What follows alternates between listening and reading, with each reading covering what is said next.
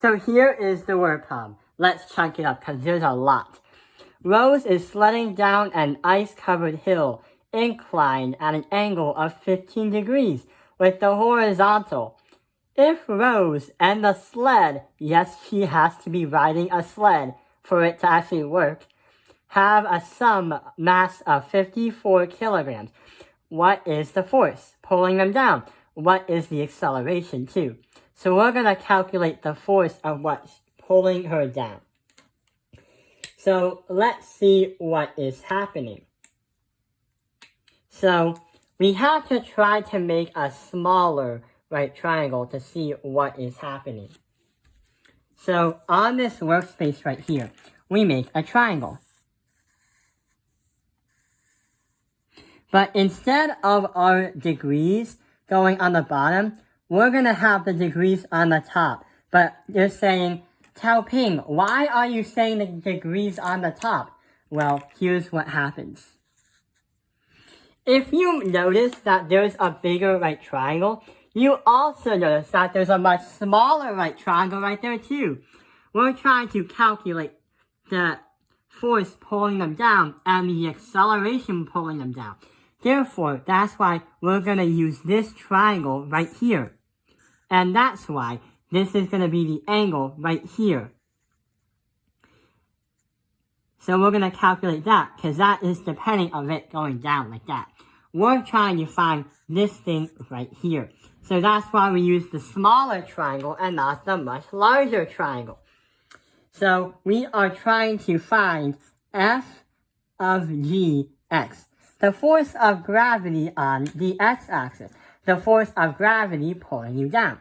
For here we have f of gy, and the hypotenuse we have f of g.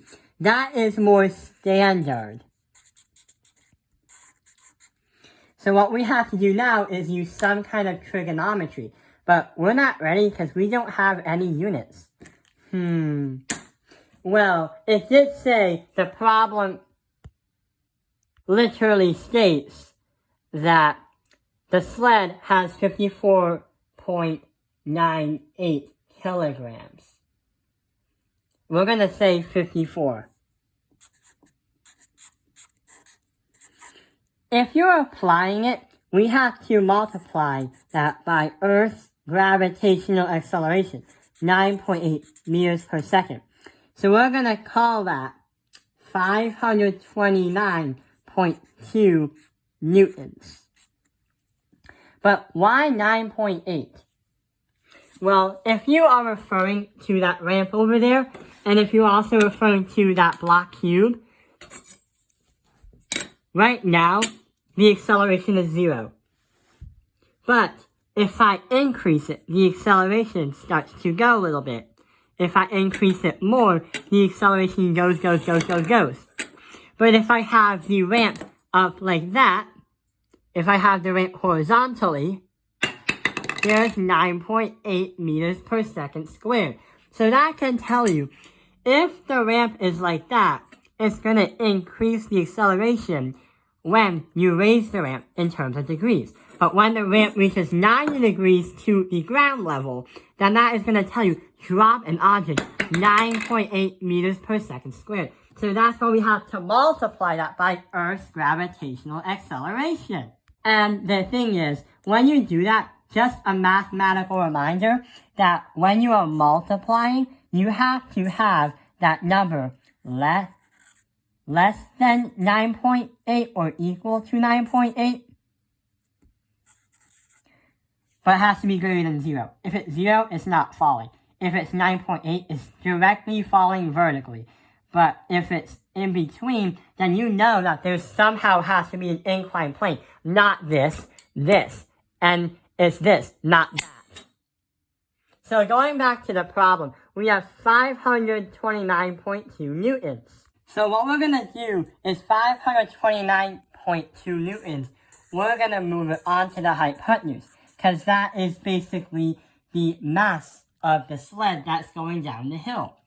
So we're going to put 529.2 on the hypotenuse. We have the degrees, and that's going to be 15. But what we don't know is whatever FGX is. The force on the x-axis going down the hill. So what we have to do is use the cosine. That's because out of SOHCAHTOA,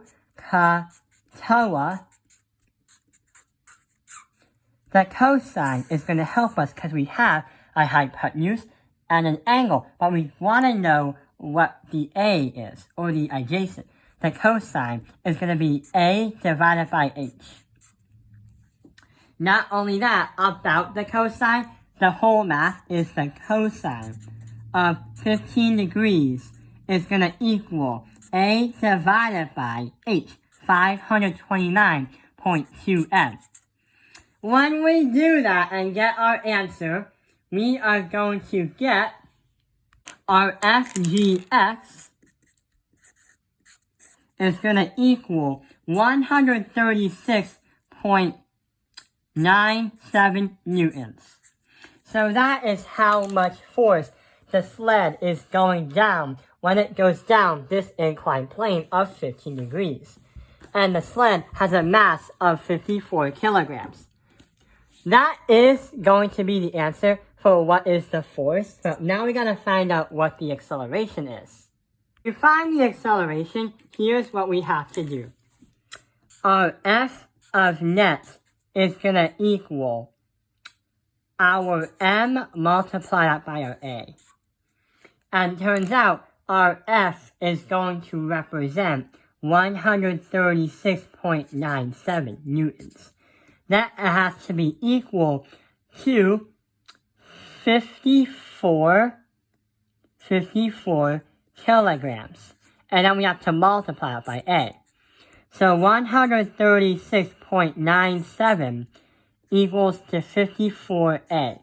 Divide that by 54, divide this by 54, and we should be able to get an answer of our acceleration is going to equal to 2.54 meters per second squared. That's how fast Rosie's sled is going down that hill with no friction.